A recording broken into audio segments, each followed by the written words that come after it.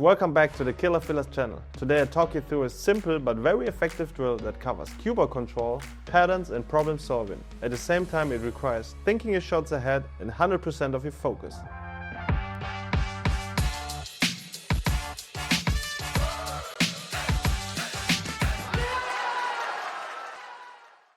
So I'm basically playing the one pocket ghost. You rake 15 balls with a triangle, then you pick the lower left or right corner, and you can shoot any ball in any order and just try to score as many balls as possible in one inning.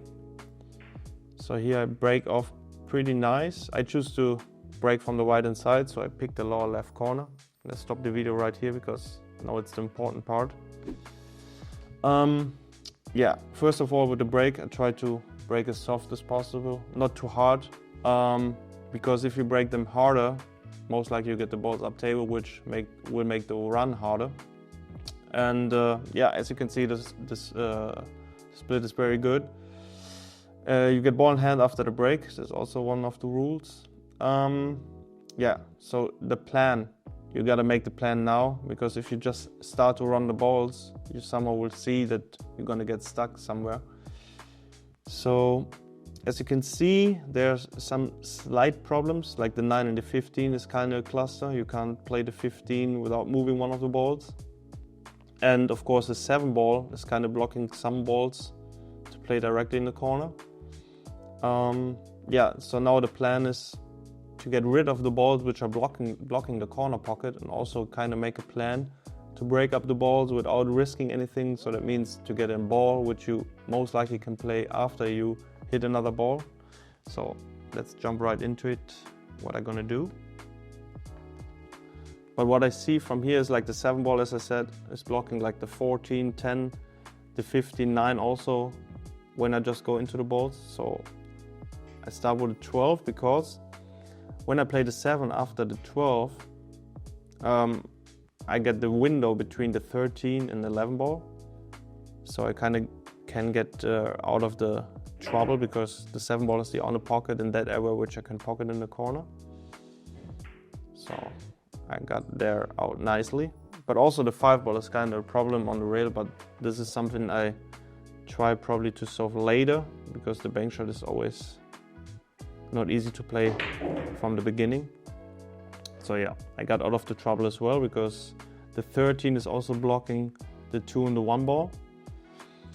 So I'm trying to make a plan also for the 9 and the 15, which is also not easy to get rid of. So I think, yeah, I played a 6 ball to play shape on the 13, but I got a little too far, as you can see. So if I would play the 13 now, I would get out of shape. So I tried to play the 10 ball, bumped the 9, but I misjudged the angle, hit the 9 on the left side, but I tried to hit it on the right side to get shape on the 15. So now I'm in a kind of trouble position here. So all I could see was the 11 ball, which I tried to bank.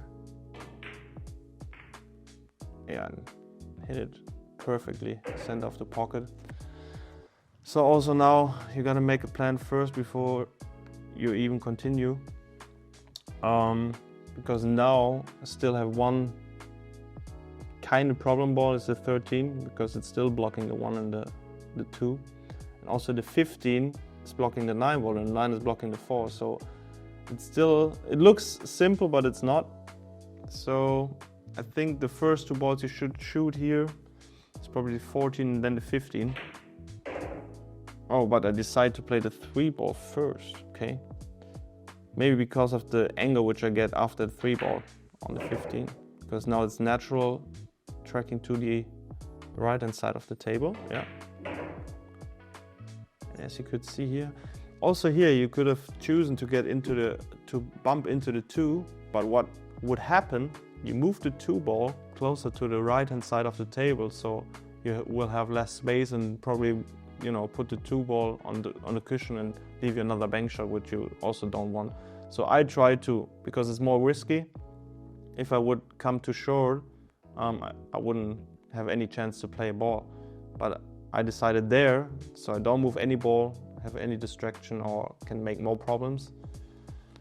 And when I just play the 13, there's less risk to move other balls in tricky spots. yeah, now the really hard work is done here.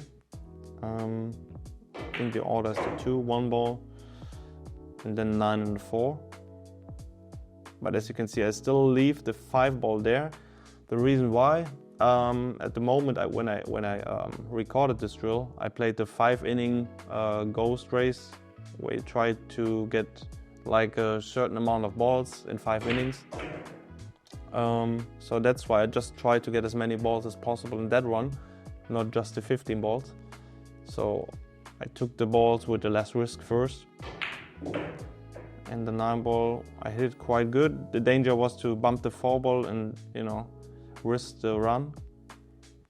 Left myself a long, tough 4 ball as well, but which I just, as you can see here, I just went for the 4 ball, not even tried to play shape on the 5, because I didn't want to risk the 1 ball. Hey, I tried to bank the 5 ball here, but was clearly impossible. Scratched, but I made a 14 ball run here. As you can see, it's very important to not try to bump any balls like on the right hand side of the table when you choose to play in the left side corner. Also to make a good plan with less risk. And this is what really matters on this drill. So that's it. It's a very cool drill. If you have any questions, drop them in the chat. Thanks for watching and don't forget to subscribe. See you next time.